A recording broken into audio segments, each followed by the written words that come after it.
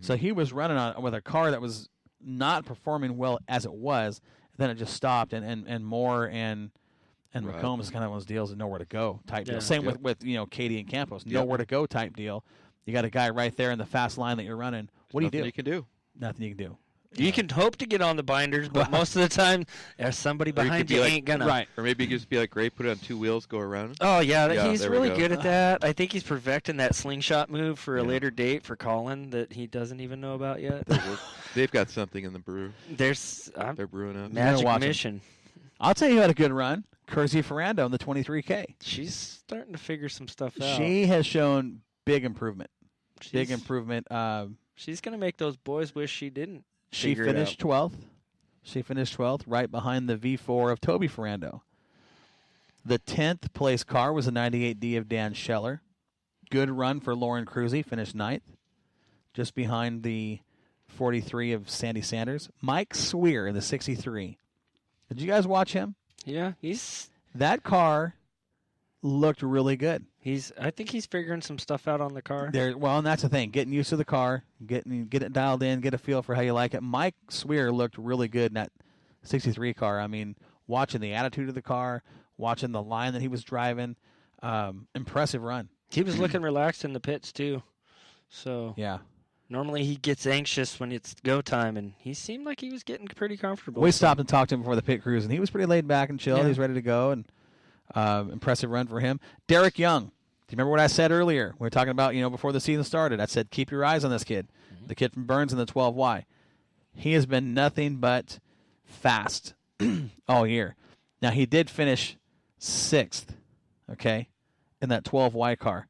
But listen to the names ahead of him. I mean, 6th is as good as 2nd when you're talking about this field of cars. Just ahead of him was the 34 of Mark Gaylord. Did you watch that 34 car in the feature?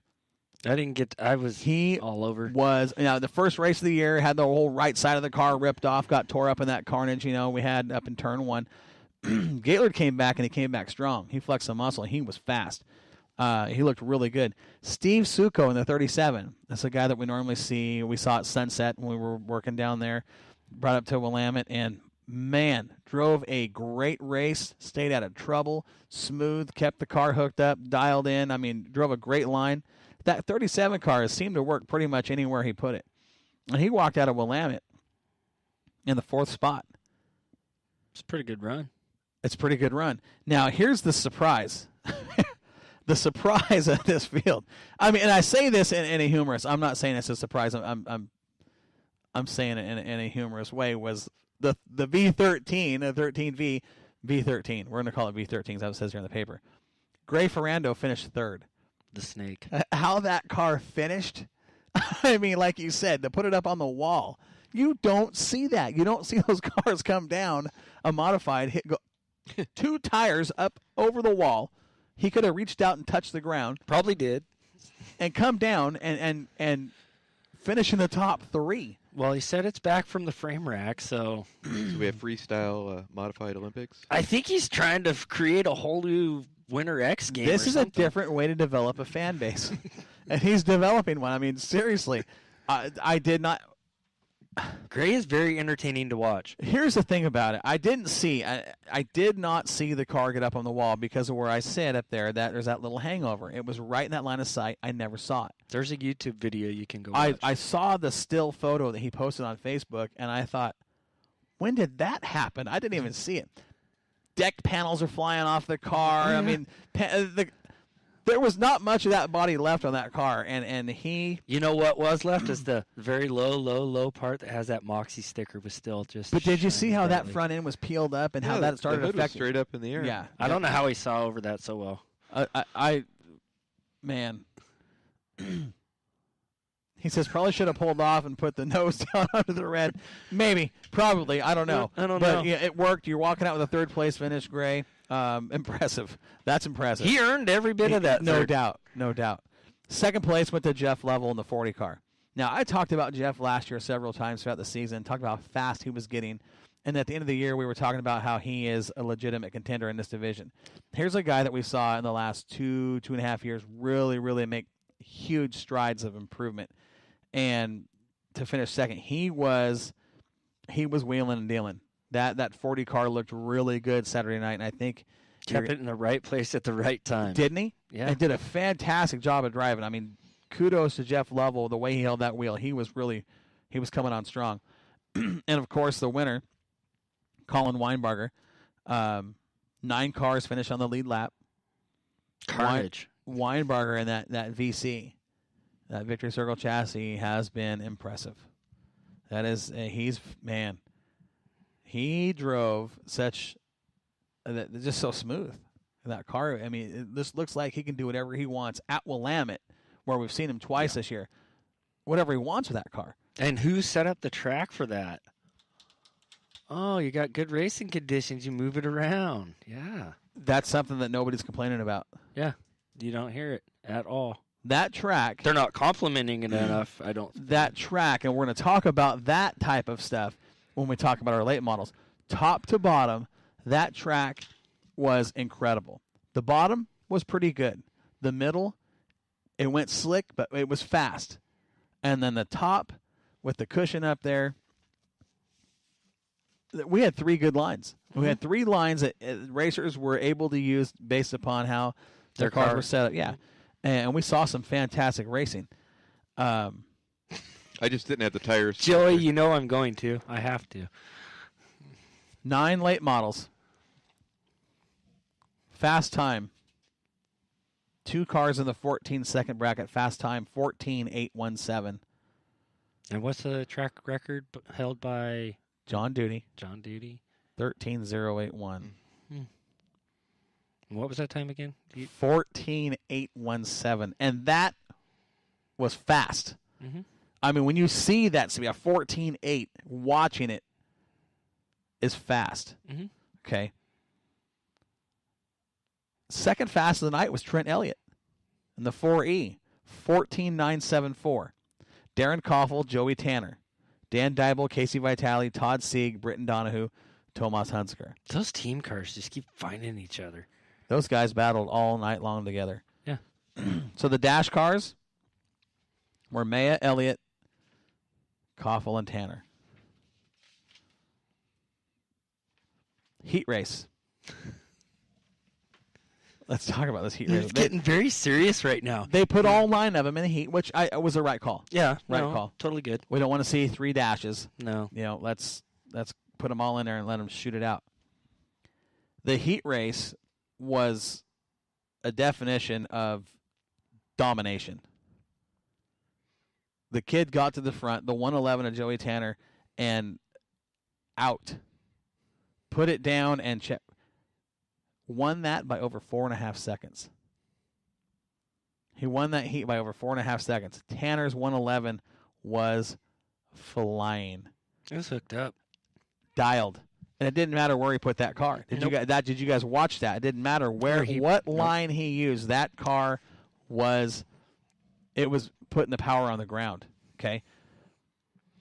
Tomas Hunsker was second. Rob Maya finished third. Trent Elliott, Casey Vitale, Darren Koffel, Dan Dybel, Britton Donahue, Todd Sieg. That was the running order for the heat. Okay. Everybody on the lead lap, 8 laps. 4.5 seconds was the margin of victory. Best lap, 15.899 by Joey Tanner. Trophy dash. Trophy dash. Rob Maya, Joey Tanner, Darren Koffel, Trent Elliott. Maya picked up the win in his return, won the dash by 1.098 seconds over Joey Tanner. Maya and Tanner. Beer Cup last year, Maya and Tanner. This is not anything new that we've seen. Okay? Darren Koffel was third. Trent Elliott was fourth in the dash. We're going to move into the feature. Dun, dun, dun. Bottom to top.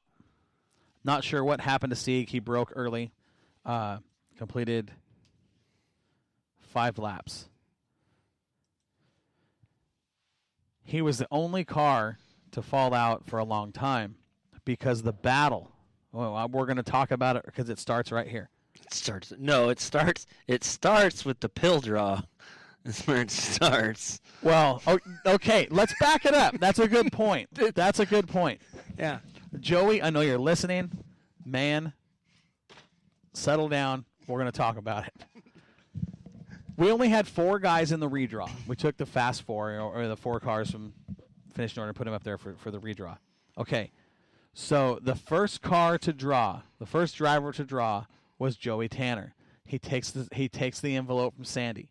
Okay, second was, I think, Darren, Trent, and then Rob was the 4th to draw. Joey goes to open the envelope. I say, now hold on, Joey. Hold on. We're going to give you first shot. Joey looks at me and said, do you want to trade your envelope with anybody else? Joey looks around. You see the gears turning. Okay. Now we know if there's 8 cars in the redraw, nearly 100% of the time Joey draws an 8. Exactly. Okay. And I've never seen anything like it. Okay. So he draws his envelope, looks around after being offered a chance to trade. He trades his envelope to Rob Maya, takes his envelope and opens it. And what's inside? What number is on the chip? 4 of 4. He drew and I said, no way. I can't believe that just happened. Now, Koffel was second. Third went, to open their envelope was Rob Maya. So you've got Elliott and Rob Maya sitting there. We know one of those guys has the pole position for the feature. Maya opens his envelope, pulls out the chip, the one that Joey gave him, and it's got the pole. Yeah. Yeah. I mean, only thank Joey's God. luck. Here's the thing about it, though. Thank God it was only 4 cars and not 8. Had that been a pole for an 8, I mean, but here's the thing. He can blame you on this one. He can't blame me. You gave him the offer. He didn't have to take it. Oh, my God. So here's the thing about it, though. It did not matter had Joey drawn an 8, a 10, or a 12. It didn't matter. That 111 car was so fast, he caught Rob Maya, and what did those guys do? Duked it out. For 22 laps, those dudes went door to door, bumper to bumper, in instant classic. I mean, that race alone on the track, those 2 cars. And what did I tell you in the booth? Was outstanding. That track, here's the thing. Here's the thing that when it's not your night, it's not your night. Yeah, this is true. You just made a mention of track prep. Mm-hmm. The track was phenomenal. Top to bottom was phenomenal. It was. Okay. And that's exactly what Rob May would tell you, too. Because if there's ever been, and it wasn't done intentionally, it's just the way it worked out throughout the racing. If there's ever anywhere in the world where a racetrack has been a gift to anybody, that track was a gift to Rob Maya.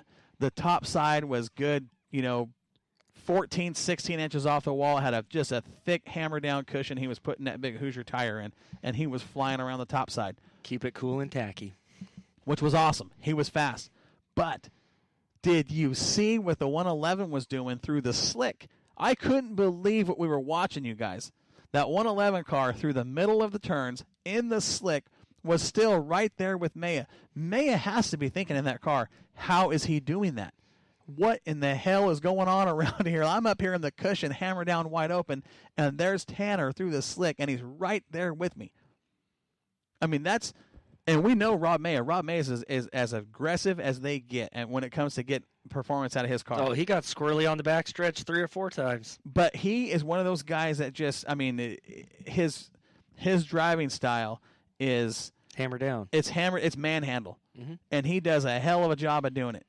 Where you've got Tanner in the slick finessing that car around, and it's working. I mean, he's right there. Maya has to be thinking, what do I got to do to get rid of this kid? Then here comes Trent Elliott in the 4E. Elliott got his name in the mix. Now we got a 3-car battle. These guys are slicing and dicing, and Tanner out of turn 4 was awesome to watch from the Moxie Tower looking down, because as Maya is sliding out of the corner, Tanner's coming through the slick, and it looks like he's going to T-bone Maya. Mm-hmm. This is the way the cars were set up and handling. It just like he's going to T-bone him, and then he would just slid it out of the corner nice and easy, and they drag race down the straightaway, and it looked like Joey would get him. Getting in.